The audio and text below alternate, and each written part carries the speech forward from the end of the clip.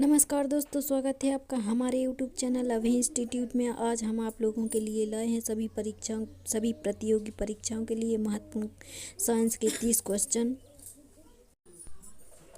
जो सभी परीक्षाओं के लिए काम आने वाले हैं। चलिए तो पहला क्वेश्चन देखते हैं बिना टाइम वेस्ट किए। पहले क्वेश्चन में क्या दिया गया है? पहला क्वेश्चन निकाल लेते हैं। पहले क्वेश्चन में क्या दिया गया है? पहले क्वेश्चन में दिया गया है प्रकाश संश्लेषण किस में होता है? ए माइटोकॉन्ड्रिया में होता है, बी क्लोरोप्लास्ट में होता है, सी राइबोसोम में होता है या डी नाभिक में होता है। बताइए प्रकाश संश्लेषण किस में होता है। सबसे पहले तो आपको ये जानना पड़ेगा कि जो प्रकाश संश्लेषण होता है वो होता किस प्रकार का है। देखिए सूर्य है तो सूर्य की उपस्थिति में प्रकाश संश्लेषण होता है। किसकी उपस्थिति में होता है? सूर्य की उपस्थिति में प्रकाश संश्लेषण होता है। यह सूर्य है, ठीक है। अब और यह क्या है? यह पेड़ पौधे हैं, ठीक है। पेड़ पौधे हैं, ठीक है। यह पौधा है और इसमें कुछ पत्तियां होती हैं, है ना। ये हैं पत्तियां, ठीक है। इस प्रकार पत्तियां होती हैं तो इन पत्तियों पर जो प्रकाश पड़ता है उस प्रकाश में और कार्बन डाइऑक्साइड की उपस्थिति में प्रकाश संश्लेषण की क्रिया होती है ना। तो पत्ती के किस भाग में प्रकाश संश्लेषण होता है यह पूछा गया है। देखिए तो पत्ती माइटोकॉन्ड्रिया में होता है, बी क्लोरोप्लास्ट में होता है, सी राइबोसोम में होता है या डी नाभिक में होता है। देखिए तो प्रकाश संश्लेषण होता है क्लोरोप्लास्ट में। किस में होता है प्रकाश संश्लेषण? प्रकाश संश्लेषण की जो क्रिया होती है वो होती है क्लोरोप्लास्ट में, इसलिए इसका सही आंसर हो जाएगा क्लोरोप्लास्ट। यह इसका सही आंसर हो जाएगा बी, ठीक है। चलिए अगला क्वेश्चन देख लेते हैं। Question number 2। क्वेश्चन नंबर 2 में क्या दिया गया है? क्वेश्चन नंबर 2 में दिया गया है, देखिए क्वेश्चन नंबर 2 में दिया गया है मनुष्य के शरीर में रक्त का शुद्धिकरण कहाँ होता है? ए हृदय में होता है, बी फेफड़े में होता है, सी गुर्दे में होता है और डी यकृत में होता है। बताइए मनुष्य के शरीर में मानव का जो शरीर होता है तो उस शरीर में रक्त का शुद्धिकरण होता है। फिर रक्त का शुद्धिकरण होके पूरे शरीर में वह फैलता है, ठीक है। चलिए बताइए तो कहाँ होता है? देखिए रक्त का जो शुद्धिकरण होता है वह गुर्दे में होता है। गुर्दे मीन्स क्या होता है? किडनी होता है। तो रक्त का शुद्धिकरण कहाँ पर होता है? किडनी में होता है। यहाँ से रक्त का शुद्धिकरण होता है और फिर यहीं से पूरे शरीर में संचारित होता है, ठीक है। तो इसका सही आंसर क्या हो जाएगा? गुर्दे या किडनी, है ना। किडनी क्या होता है? किडनी, इसका राइट आंसर हो जाएगा। चलिए अगला क्वेश्चन देखते हैं।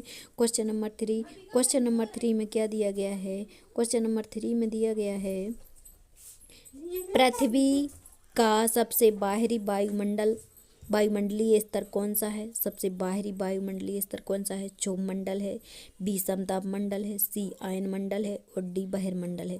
बताइए क्या हो जाएगा इसका सही आंसर? पृथ्वी का सबसे बाहरी मंडल कौन सा है? देखिए पृथ्वी का सबसे पहले तो ये देख लीजिए कि पृथ्वी के यह मंडल किस प्रकार स्थित होते हैं, ठीक है। देखिए सबसे निचले स्तर पर जो होता है इसकी बाहरी परत के बारे में पूछा गया है कि बाहरी परत कौन सी है, ठीक है। तो सबसे निचले स्तर पर कौन होता है? सबसे निचले स्तर पर होता है, देखिए इसकी परत जो इस प्रकार से बनी होती है, ठीक है। पहला हो गया, ठीक है। यह है इसकी दूसरी परत हो गई, यह इसकी तीसरी हो गई, यह चौथी हो गई, ठीक है। जो सबसे निचली परत पर होता है जो पृथ्वी की ओर स्थित होता है यह इसे क्या कहते हैं? यह क्षोभ मंडल होता है। क्षोभ मंडल के बाद कौन सा होता है? क्षोभ मंडल के बाद समताप मंडल होता है। यह कौन सा मंडल होता है? यह जो होता है यह समताप मंडल होता है ना। समताप मंडल होता है, ठीक है। और यह कौन सा होता है? यह क्षोभ मंडल होता है, यह क्षोभ मंडल होता है, ठीक है। अब मध्य मंडल, तो इसका जो ए वाला हिस्सा होता है इसे क्या कहते हैं? मध्यमंडल कहते हैं। यह तापमंडल होता है और इसकी जो सबसे बाहरी परत होती है यह क्या कहलाती है? यह बहिर्मंडल कहलाती है। क्या कहलाती है? ये जो सबसे बाहरी परत होती है यह बाह्यमंडल कहलाती है। तो इसका सही आंसर क्या हो जाएगा? बहिर्मंडल। बहिर्मंडल इसका क्या हो जाएगा? सही आंसर हो जाएगा। यह इसका सही आंसर हो जाएगा बहिर्मंडल, ठीक है। देखिए अब जो समताप मंडल है इसी समताप मंडल में कौन सी गैस बनती है या कौन सी परत पाई जाती है? ओजोन परत पाई जाती है। समताप मंडल में कौन सी परत पाई जाती है? तो समताप मंडल में ओजोन गैस या ओजोन परत पाई जाती है। कौन सी परत पाई जाती है? ओजोन परत पाई जाती है, जो कि सूर्य से आने वाली हानिकारक किरणों से हमारी क्या करती है? रक्षा करती है। यह पराबैंगनी किरणों को वहीं पे अवशोषित कर लेती है। ठीक है, चलिए, तो इसका राइट आंसर क्या हो जाएगा? इसका राइट आंसर हो जाएगा बहिर्मंडल। क्या कहते हैं? सबसे बाहरी परत, वायुमंडलीय स्तर कौन सा है ना? बाहरी वायुमंडलीय स्तर, तो वह है बहिर्मंडल। यह इसका सही आंसर हो जाएगा। चलिए, अगला क्वेश्चन देख लेते हैं। Question number 4। क्वेश्चन नंबर 4 में क्या दिया गया है? क्वेश्चन नंबर 4 में दिया गया है कि जल का रासायनिक सूत्र क्या है? ए CO2 है, बी H2O है, सी O2 है और डी H2SO4 है। बताइए क्या हो जाएगा इसका सही आंसर? जल का रासायनिक सूत्र बताना है। देखिए, CO2 तो क्या है? कार्बन डाइऑक्साइड है ना। H2O क्या है? H2O ही जल का सूत्र है। H2O किसका है? जल का सूत्र है। CO2 कार्बन डाइऑक्साइड है, O2 ऑक्सीजन है और H2SO4 काय का सूत्र है?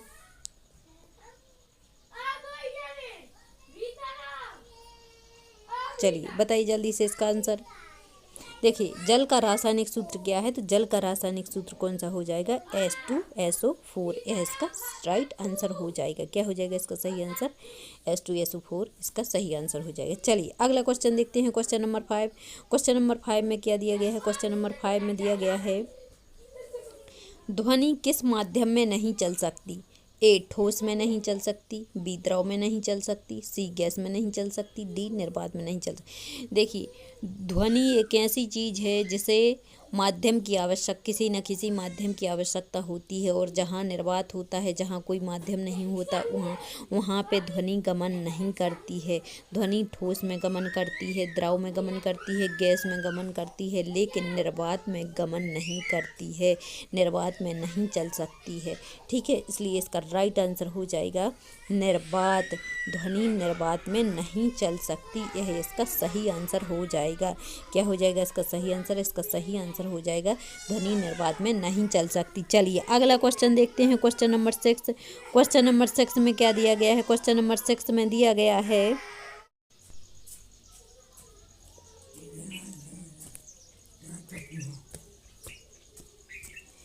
चलिए क्वेश्चन नंबर 6 देखते हैं। क्वेश्चन नंबर 6 में क्या दिया गया है? क्वेश्चन नंबर 6 में दिया गया है, हरे पौधों में भोजन बनाने की प्रक्रिया कहलाती है?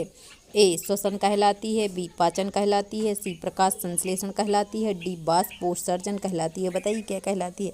हरे पौधों में भोजन बनाने की प्रक्रिया क्या कहलाती है? देखिए, मैंने पहले क्वेश्चन में बताया था कि प्रकाश संश्लेषण है ना, तो हरे पौधों में भोजन बनाने की प्रक्रिया क्या कहलाती है? वो कहलाती है प्रकाश संश्लेषण। श्वसन तो क्या किसे कहते हैं? सांस लेने और छोड़ने की क्रिया को श्वसन कहते हैं। पाचन, हम खाना खाकर जो हमारे शरीर में पाचन होता है उसे पाचन कहते हैं। बाष्पोत्सर्जन, बाष्पोत्सर्जन का मतलब है कि प्रकाश संश्लेषण, कार्बन डाइऑक्साइड की उपस्थिति में पौधे अपना भोजन बनाते हैं और ऑक्सीजन का क्या करते हैं? उत्सर्जन करते हैं, तो उसे क्या कहते हैं? बाष्पोत्सर्जन कहते हैं। तो इसका राइट आंसर क्या हो जाएगा? इसका राइट आंसर हो जाएगा प्रकाश संश्लेषण। हरे पौधों में भोजन बनाने की प्रक्रिया क्या कहलाती है?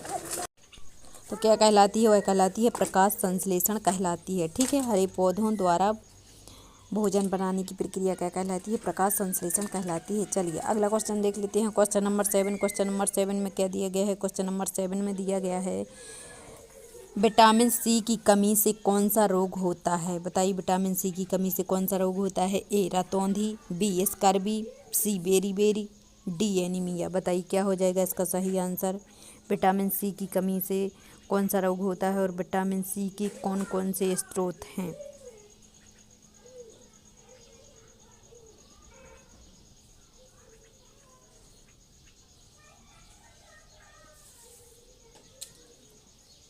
बताइए क्या हो जाए? देखिए, तो इसका सही आंसर हो जाएगा, क्या हो जाएगा इसका सही? विटामिन सी की कमी से होता है स्कर्वी रोग। कौन सा रोग होता है? स्कर्वी रोग होता है, यह इसका राइट आंसर हो जाएगा। और जो विटामिन सी के स्रोत हैं वह खट्टे फल होते हैं। कौन से फल होते हैं? खट्टे फल होते हैं, जैसे कि नींबू हो गया, संतरा हो गया, है ना, संतरा हो गया, और कौन सा, अंगूर हो गया। अमरूद में भी विटामिन सी पाया जाता है, शिमला मिर्च में विटामिन सी पाया जाता है ना, लाल हरी मिर्ची में भी विटामिन सी पाया जाता है ना। तो विटामिन सी के यह क्या हो गए, स्रोत हो गए। चलिए अगला क्वेश्चन देखते हैं, क्वेश्चन नंबर 8। क्वेश्चन नंबर 8 में क्या दिया गया है, क्वेश्चन नंबर 8 में दिया गया है, मानव हृदय में कितने कक्ष होते हैं। ए 2 कक्ष होते हैं, बी 3 कक्ष होते हैं, सी 4 होते हैं, डी 5 होते हैं। बताइए मानव हृदय में कितने कक्ष होते हैं। देखिए मनुष्य का जो हृदय होता है वह 4 भागों में बटा होता है। कितने भागों में बटा होता है, 4 भागों में बटा होता है, वह 4 भागों में बटा। देखिए कौन कौन से होते हैं वो। पहला एक होता है दायां आलिंद, दायां आलिंद, है ना, दायां आलिंद। दूसरा होता है बायां आलिंद, बायां आलिंद, है ना। और तीसरा होता है दायां निलय और बायां निलय। ठीक है, इस प्रकार मानव हृदय 4 कक्षों में बटा होता है। ठीक है, और हृदय क्या करता है, हृदय हमारे पूरे शरीर में रक्त को पंप करने का कार्य करता है ना, रक्त को पूरे शरीर में पहुंचाता है। चलिए अगला क्वेश्चन देख लेते हैं, क्वेश्चन नंबर 9। क्वेश्चन नंबर 9 में क्या दिया गया है, क्वेश्चन नंबर 9 में दिया गया है बल का एसआई मात्रक। बल का एसआई मात्रक क्या है। ए जूल है, बी वाट है, सी न्यूटन है, डी पास्कल है। बताइए बल का एसआई मात्रक क्या है। देखिए तो बल का एसआई मात्रक क्या है, बल का एसआई मात्रक न्यूटन है। बल का एसआई मात्रक क्या है, बल का एसआई मात्रक न्यूटन है। यह इसका राइट आंसर हो जाएगा। ठीक है, चलिए अगला क्वेश्चन देखते हैं, क्वेश्चन नंबर 10। क्वेश्चन नंबर 10 में क्या दिया गया है, क्वेश्चन नंबर 10 में दिया गया है पौधों में जल का परिवहन किस ऊतक द्वारा होता है। ए फ्लोएम द्वारा होता है, बी जाइलम द्वारा होता है, सी एपिडर्मिस द्वारा होता है, और डी कार्क द्वारा होता है। बताइए क्या हो जाएगा इसका सही आंसर। पौधों में जल का परिवहन किस ऊतक द्वारा होता है। देखिए फ्लोएम भोजन का परिवहन करता है, फ्लोएम क्या करता है, भोजन का परिवहन करता है, और जाइलम जल का परिवहन करता है। जाइलम क्या करता है, जल का परिवहन, और फ्लोएम भोजन का परिवहन यानी कि फूड का परिवहन करता है। ठीक है, तो इसका राइट आंसर क्या हो जाएगा, जाइलम। क्या हो जाएगा इसका राइट आंसर, इसका राइट आंसर हो जाएगा जाइलम, है ना। जाइलम क्या है, एक मृत ऊतक है। जाइलम क्या है, जाइलम को मृत ऊतक भी कहा जाता है, मृत ऊतक है। और जबकि फ्लोएम क्या है, जीवित ऊतक है। फ्लोएम क्या है, फ्लोएम जीवित ऊतक है। ठीक है, फ्लोएम जीवित ऊतक है और जाइलम मृत ऊतक है। ठीक है, और यह पानी के एक दिशीय नीचे से ऊपर, यानी कि पौधों में जो पानी का वहन करता है ना, वह नीचे से ऊपर की ओर ले जाता है। ठीक है, तो जाइलम ही जिम्मेदार होता है पानी के परिवहन के लिए। ठीक है, चलिए तो इसका राइट आंसर क्या हो जाएगा, इसका राइट आंसर हो जाएगा जाइलम। क्या हो जाएगा इसका राइट आंसर, इसका राइट आंसर हो जाएगा जाइलम। जाइलम द्वारा जल का परिवहन होता है पौधों में। ठीक है, चलिए अगला क्वेश्चन देखते हैं, क्वेश्चन नंबर 11। क्वेश्चन नंबर 11 में क्या दिया गया है, क्वेश्चन नंबर 11 में दिया गया है विद्युत धारा की एसआई इकाई क्या है। ए वोल्ट है, बी ओम है, सी एम्पियर है, डी वॉट है। देखिए तो विद्युत धारा का एसआई मात्रक क्या होगा, तो विद्युत धारा का एसआई मात्रक हो जाएगा एम्पियर। क्या हो जाएगा इसका राइट आंसर, एम्पियर विद्युत धारा का एसआई मात्रक है। ठीक है, चलिए अगला क्वेश्चन देख लेते हैं, क्वेश्चन नंबर 12। क्वेश्चन नंबर 12 में क्या दिया गया है, क्वेश्चन नंबर 12 में दिया गया है सूर्य एक है, तो सूर्य क्या है, ग्रह है, बी उपग्रह है, सी तारा है, डी धूमकेतु है। बताइए क्या हो जाएगा इसका सही आंसर, सूर्य क्या है। देखिए सूर्य क्या है, बताइए इसका आंसर क्या हो जाएगा। सूर्य क्या है, देखिए जैसे कि ये सूर्य है। ठीक है, क्या है यह है सूर्य। ठीक है, क्या है सूर्य। सूर्य के अंदर जो है वो क्या है, सूर्य एक तारा है ना, सूर्य एक तारा है। क्या है यह, सूर्य एक तारा है, और यह किसका संयोजन है, यह मुख्य रूप से हाइड्रोजन और हीलियम, हाइड्रोजन प्लस हीलियम गैसों का संलयन है ना। इसके अंदर जो मुख्य रूप से पाई जाने वाली गैसें हैं वो है हाइड्रोजन और हीलियम। ठीक है, यह इसका सही आंसर हो जाएगा। चलिए अगला क्वेश्चन देखते हैं, क्वेश्चन नंबर, तो इसका राइट आंसर क्या हो जाएगा, सूर्य एक तारा है, यह इसका राइट आंसर हो जाएगा। ठीक है, चलिए अगला क्वेश्चन देखते हैं, क्वेश्चन नंबर 13। क्वेश्चन नंबर 13 में क्या दिया गया है, क्वेश्चन नंबर 13 में दिया गया है धातु जो कमरे के ताप पर द्रव है, ए लोहा है, बी पारा है, सी सोना है और डी तांबा है। बताइए क्या हो जाएगा इसका राइट आंसर। धातु जो कमरे के ताप पर द्रव है, ए लोहा, बी पारा, सी सोना और डी तांबा। बताइए क्या हो जाएगा इसका सही आंसर। देखिए इसका जो सही आंसर, लोहा तो ठोस होता है, सोना भी ठोस होता है और तांबा भी ठोस होता है, लेकिन पारा ठोस नहीं होता। पारा कमरे के ताप पर क्या है, द्रव है ना। पारा कैसी धातु है, पारा द्रव है। तो इसका राइट आंसर क्या हो जाएगा, इसका राइट आंसर हो जाएगा पारा, यह इसका राइट आंसर हो जाएगा। चलिए अगला क्वेश्चन देखते हैं, क्वेश्चन नंबर 14। क्वेश्चन नंबर 14 में क्या दिया गया है, क्वेश्चन नंबर 14 में दिया गया है मानव शरीर की सबसे बड़ी ग्रंथि कौन सी है। ए थायराइड है, बी यकृत है, सी अग्नाशय है, डी पीयूष। बताइए मानव शरीर की सबसे बड़ी ग्रंथि। देखिए मानव शरीर की जो सबसे बड़ी ग्रंथि होती है वह जांघ की ग्रंथि होती है ना। और सॉरी, ग्रंथि के बारे में पूछा गया है, ग्रंथि हड्डी, हम हड्डी। देखिए मानव शरीर की जो सबसे बड़ी ग्रंथि होती है वो कौन सी ग्रंथि होती है, वो होती है यकृत, जिसे हम लीवर भी कहते हैं। क्या कहलाती है यह, लीवर भी कहलाती है। ठीक है, यकृत ग्रंथि सबसे बड़ी ग्रंथि होती है ना।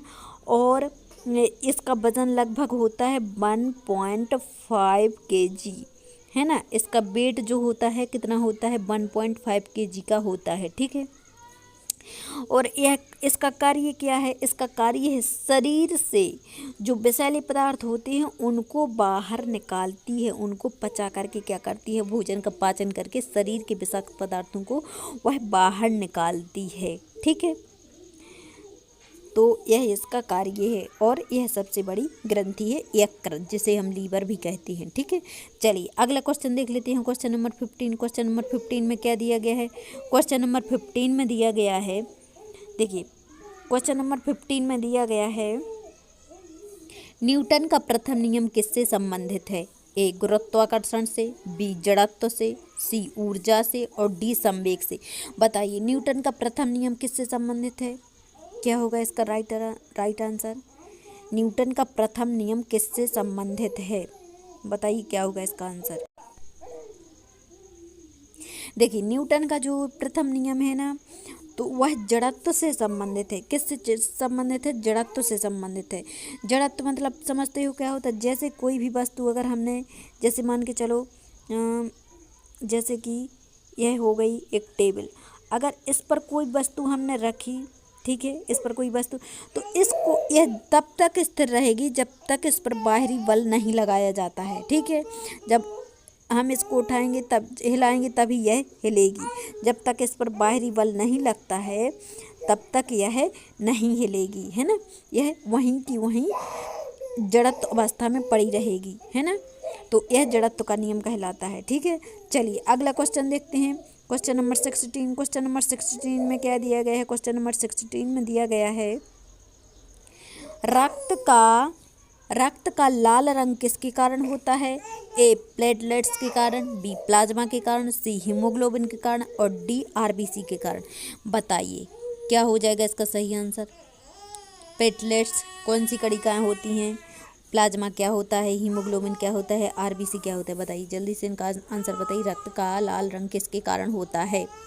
देखिए रक्त का जो लाल रंग होता है वो हीमोग्लोबिन के कारण होता है। किसके कारण होता है, रक्त का जो लाल रंग होता है वो होता है हीमोग्लोबिन के कारण, इसलिए इसका राइट आंसर हो जाएगा हीमोग्लोबिन। ठीक है, चलिए क्वेश्चन नंबर 17 देख लेते हैं। क्वेश्चन नंबर 17 में क्या दिया गया है, क्वेश्चन नंबर 17 में दिया गया है ओजोन परत किस मंडल में पाई जाती है। ए क्षोभ मंडल में पाई जाती है, बी समताप मंडल में पाई जाती है, सी मध्य मंडल में पाई जाती है, डी आयन मंडल में पाई जाती है। बताइए ओजोन परत किस मंडल में पाई जाती है।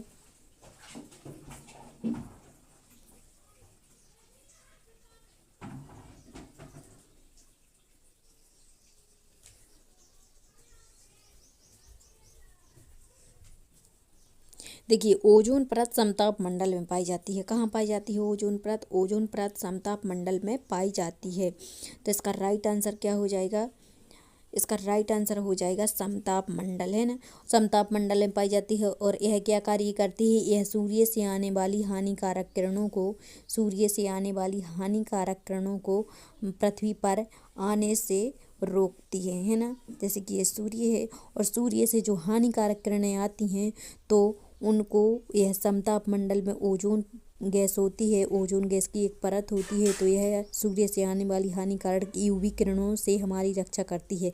यह हानिकारक होती हैं और इनको पराबैंगनी किरणें कहा जाता है। तो यह इन किरणों को क्या कर लेती है, अवशोषित कर लेती है। ठीक है, यह इसका राइट आंसर हो जाएगा समताप मंडल। चलिए अगला क्वेश्चन देखते हैं, क्वेश्चन नंबर 18। क्वेश्चन नंबर 18 में क्या दिया गया है, क्वेश्चन नंबर 18 में दिया गया है कि पौधों में भोजन का संचरण किसके द्वारा होता है। ए जाइलम के द्वारा होता है, बी फ्लोएम के द्वारा होता है, सी स्टोमेटा के द्वारा होता है और डी क्लोरोफिल के द्वारा होता है। बताइए क्या हो जाएगा इसका राइट आंसर। पौधों में भोजन का संचरण किसके द्वारा होता है, तो वो देखिए जाइलम तो जल का संचरण करता है, जल का परिवहन करता है और यह क्या है, यह मृत ऊतक है। यह क्या है, यह मृत ऊतक है। और फ्लोएम क्या करता है, फ्लोएम भोजन का संचरण करता है। क्या संचरण करता है, फ्लोएम भोजन का संचरण करता है और यह जीवित ऊतक है। यह क्या है, यह जीवित ऊतक है। ठीक है, तो इसका राइट आंसर कौन सा हो जाएगा, भोजन का संचरण पूछा गया है तो इसका राइट आंसर हो जाएगा, क्या हो जाएगा इसका राइट आंसर, इसका राइट आंसर हो जाएगा फ्लोएम। क्या हो जाएगा इसका राइट आंसर, फ्लोएम, है ना। भोजन का संचरण कौन करता है, फ्लोएम करता है। चलिए अगला क्वेश्चन देख लेते हैं, क्वेश्चन नंबर 19। क्वेश्चन नंबर 19 में क्या दिया गया है, क्वेश्चन नंबर 19 में दिया गया है कि सबसे लंबी हड्डी, मानव शरीर की सबसे लंबी हड्डी कौन सी है। ए ह्यूमरस है, बी टिबिया है, सी फीमर है, डी रेडियस है। देखिए मानव शरीर की जो सबसे लंबी हड्डी है वो होती है फीमर। कौन सी हड्डी होती है, वो हड्डी होती है फीमर हड्डी, है ना। और फीमर हड्डी कहाँ पाई जाती है, फीमर हड्डी पाई जाती है जांघ में। कहाँ पाई जाती है, यह हड्डी जांघ में पाई जाती है। ठीक है, तो इसका राइट आंसर क्या हो जाएगा, फीमर। ठीक है, चलिए अगला क्वेश्चन देखते हैं। और इसे सबसे मजबूत हड्डी भी माना जाता है। क्या माना जाता है, इसे सबसे मजबूत हड्डी माना जाता है। चलिए अगला क्वेश्चन देख लेते हैं, क्वेश्चन नंबर 20 देख लेते हैं। क्वेश्चन नंबर 20 में क्या दिया गया है, क्वेश्चन नंबर 20 में दिया गया है, अम्ल के बारे में पूछा गया है कि अम्ल का स्वाद कैसा होता है। ए मीठा होता है, बी खट्टा होता है, सी कड़वा होता है, डी नमकीन होता है। बताइए अम्ल का मान। सबसे पहले ये समझ लीजिए कि अम्ल और क्षार की प्रकृति मापते कैसे हैं। अम्ल और क्षार की प्रकृति एक स्केल पर इन अम्ल और क्षार की प्रकृति मापने के लिए एक स्केल का प्रयोग किया जाता है और यह स्केल कुछ इस प्रकार की होती है और इस स्केल में कुछ मान लिखे होते हैं, 1 से 14 तक मान लिखे होते हैं, है ना। क्या लिखे होते हैं, 1 से 14 तक मान होते हैं। 1 2 3 4 5 6 7, 0 से 14 तक होते हैं, है ना। इस प्रकार यहाँ 14 तक मान लिखे होते हैं और 7 पर जिस भी पदार्थ का 7 मान होता है वह उदासीन होता है, ना तो उसकी प्रकृति अम्लीय होती है और ना ही उसकी प्रकृति क्षारीय होती है। ठीक है, और जिसका मान 7 से कम होता है वह अम्लीय प्रकृति का होता है। कैसी प्रकृति का होता है, वह अम्लीय होता है। और जिसका मान 7 से अधिक होता है वह क्षारीय प्रकृति का होता है। ठीक है, चलिए बताइए कि अम्ल स्वाद में किस प्रकार होते हैं। देखिए अम्ल स्वाद में खट्टे होते हैं और क्षार स्वाद में कड़वे होते हैं। तो इसका राइट आंसर क्या हो जाएगा, इसका राइट आंसर हो जाएगा खट्टा। अम्ल स्वाद में कैसे होते हैं, खट्टे होते हैं, यह इसका राइट आंसर हो जाएगा। ठीक है, चलिए अगला क्वेश्चन देख लेते हैं, क्वेश्चन नंबर 21। क्वेश्चन नंबर 21 में क्या दिया गया है, क्वेश्चन नंबर 21 में दिया गया है पृथ्वी सूर्य के चारों ओर किस कारण घूमती है। ए चुंबकत्व के कारण, बी घर्षण के कारण, सी गुरुत्वाकर्षण बल के कारण और डी दाब के कारण। पृथ्वी सूर्य के चारों ओर किस कारण घूमती है। देखिए पृथ्वी सूर्य के चारों ओर, देखिए सूर्य, यह सूर्य है। ठीक है, यह क्या है, यह सूर्य है, यह सूर्य है और यहाँ पर यह पृथ्वी है।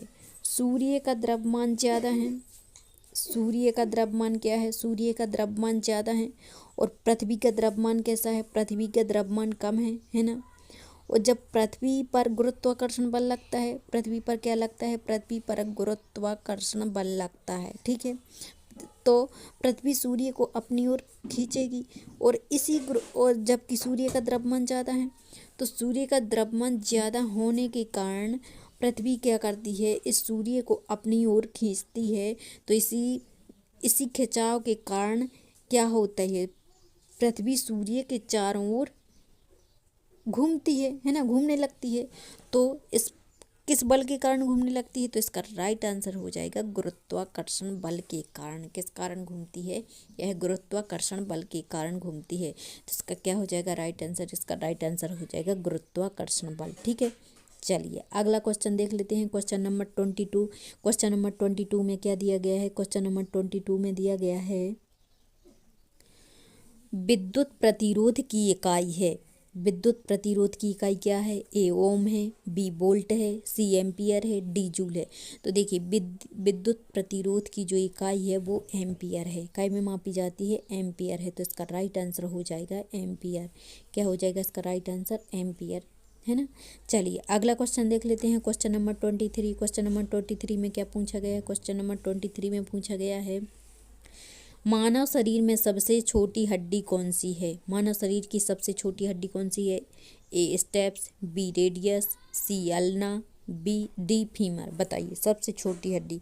देखिए फीमर तो जांग की हड्डी होती है, अभी पिछले क्वेश्चन में बताया है। और यह कहाँ पाई जाती है, जांग में पाई जाती है। यह सबसे बड़ी हड्डी होती है, सबसे लंबी हड्डी होती है।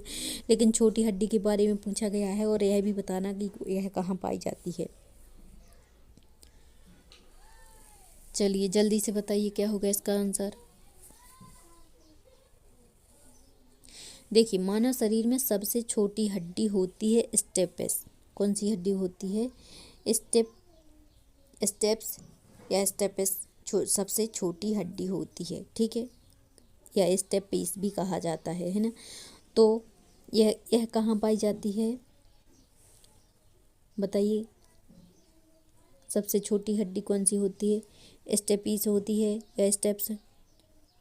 तो यह कहाँ पाई जाती है, यह कान में पाई जाती है। कहाँ पाई जाती है, यह कान के मध्य भाग में पाई जाती है। कहाँ पाई जाती है, कान के मध्य भाग में पाई जाती है। और यह बिल्कुल छोटी होती है, यह बहुत छोटी होती है, ठीक है।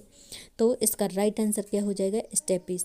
क्या हो जाएगा इसका राइट आंसर, इसका राइट आंसर हो जाएगा स्टेप्स, है ना, यह इसका राइट आंसर हो जाएगा। चलिए अगला क्वेश्चन देख लेते हैं, क्वेश्चन नंबर 24। क्वेश्चन नंबर 24 में क्या दिया गया है, क्वेश्चन नंबर 24 में दिया गया है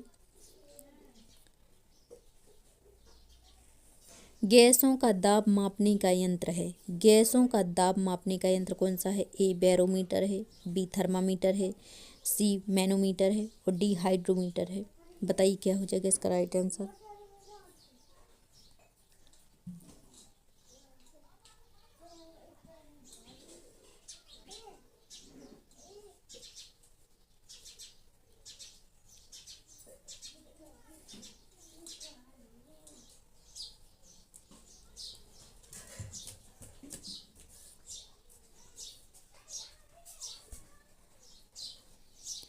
बताइए क्या हो जाएगा इसका राइट आंसर। देखिए गैसों का दाब मापने वाला पूछा गया है। गैसों का दाब मापने के लिए किसका उपयोग किया जाता है, तो गैसों का दाब मापने के लिए मैनोमीटर का उपयोग किया जाता है। किसका उपयोग किया जाता है, मैनोमीटर का उपयोग किया जाता है। और जबकि मानव शरीर का तापमान मापने के लिए थर्मामीटर का उपयोग किया जाता है।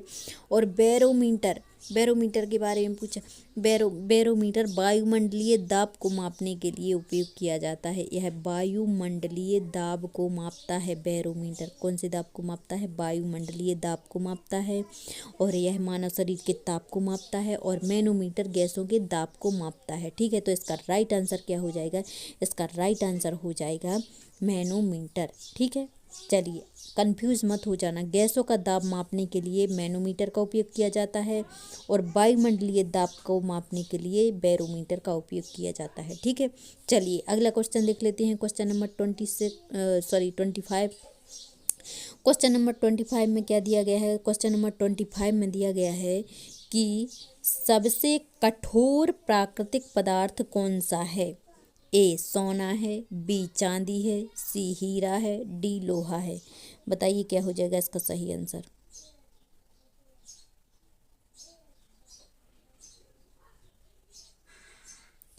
देखिए इसमें क्या पूछा गया है, इसमें सबसे कठोर प्राकृतिक पदार्थ के बारे में पूछा गया है। देखिए सोना कठोर नहीं होता, ना तो चांदी कठोर होती हो, ना ही हीरा बहुत कठोर होता है ना। तो इनमें से पूछा गया है कि सबसे कठोर कौन सा होता है, तो सबसे कठोर होता है हीरा, है ना। हीरा सबसे कठोर पदार्थ है, तो इसका राइट आंसर हो जाएगा हीरा। ठीक है, क्या हो जाएगा इसका राइट आंसर, इसका राइट आंसर हो जाएगा हीरा। चलिए अगला क्वेश्चन देख लेते हैं। अगले क्वेश्चन में क्या दिया गया है, क्वेश्चन नंबर 25 हो गया। क्वेश्चन नंबर 26 देख लेते हैं। क्वेश्चन नंबर 26 में क्या दिया गया है, क्वेश्चन नंबर 26 में दिया गया है पौधों में श्वसन किस समय होता है। ए केवल दिन में होता है, बी केवल रात में होता है, सी दिन और रात दोनों में होता है, और डी कभी नहीं। देखिए पौधों में श्वसन हमेशा होता रहता है ना। तो ऐसा तो नहीं है कि केवल दिन में होगा, ऐसा भी नहीं है कि केवल रात में होगा, और ऐसा भी नहीं होगा कि कभी नहीं होगा। अगर कभी नहीं होगा तो हमें ऑक्सीजन नहीं मिलेगी, है ना। तो इसका राइट आंसर हो जाएगा दिन और रात दोनों में होता है, पौधों में श्वसन दोनों में होता है। तो क्या हो जाएगा इसका राइट आंसर, इसका राइट आंसर हो जाएगा दिन और रात दोनों में। ठीक है, यह इसका राइट आंसर हो जाएगा। चलिए अगला क्वेश्चन देख लेते हैं। Question number 27। क्वेश्चन नंबर 27 में क्या दिया गया है, क्वेश्चन नंबर 27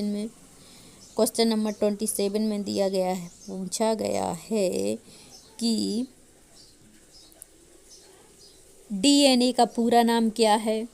ए डाईऑक्सीराइबो न्यूक्लिक अम्ल, बी डाईऑक्सीन अम्ल, सी डबल न्यूक्लिक अम्ल, और डी डाटा न्यूक्लिक अम्ल। बताइए डीएनए का पूरा नाम क्या है।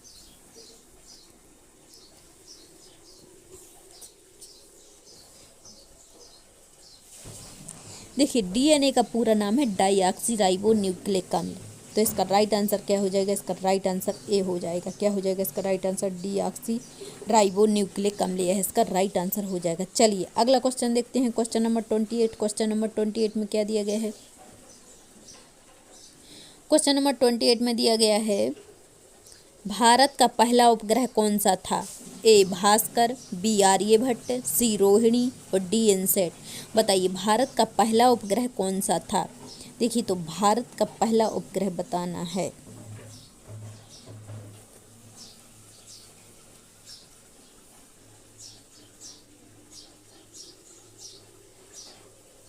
भारत का पहला उपग्रह आर्यभट्ट था। कौन सा था, भारत का पहला उपग्रह था आर्यभट्ट। तो इसका राइट आंसर हो जाएगा आर्यभट्ट। क्या हो जाएगा इसका आंसर, आर्यभट्ट पहला उपग्रह था। चलिए अगला क्वेश्चन देख लेते हैं। Question number 29। क्वेश्चन नंबर 29 में क्या दिया गया है, क्वेश्चन नंबर 29 में दिया गया है तापमान का एसआई मात्रक। तापमान की एसआई इकाई है। ए सेल्सियस है, बी फ़ारेनहाइट है, सी केल्विन है, और डी जूल है। देखिए तो तापमान की एसआई इकाई क्या है, तापमान की एसआई इकाई केल्विन है। तापमान का एसआई मात्रक क्या है, तो तापमान का एसआई मात्रक केल्विन है। ठीक है, चलिए अगला क्वेश्चन देख लेते हैं। Question number 30। क्वेश्चन नंबर 30 में क्या पूछा गया है, यह तो बिल्कुल सरल सा क्वेश्चन है, चलिए बता ही देते हैं। मनुष्य में श्वसन की क्रिया कहाँ होती है। ए हृदय में होती है, बी फेफड़े में होती है, सी यकृत में होती है, और डी गुर्दे में होती है। देखिए तो मनुष्य में श्वसन की क्रिया होती है फेफड़ों में। कहाँ पर होती है, फेफड़ों में है, तो आप सभी को पता होगा, है ना। तो इसका राइट आंसर क्या हो जाएगा, फेफड़े। चलिए तो यहीं पर विराम देते हैं क्लास को। अगर आपको हमारी क्लास पसंद आई है तो हमारी क्लास को सब्सक्राइब कीजिएगा, लाइक कीजिएगा और शेयर ज़रूर कीजिएगा। चलिए मिलते हैं अगली क्लास में। धन्यवाद।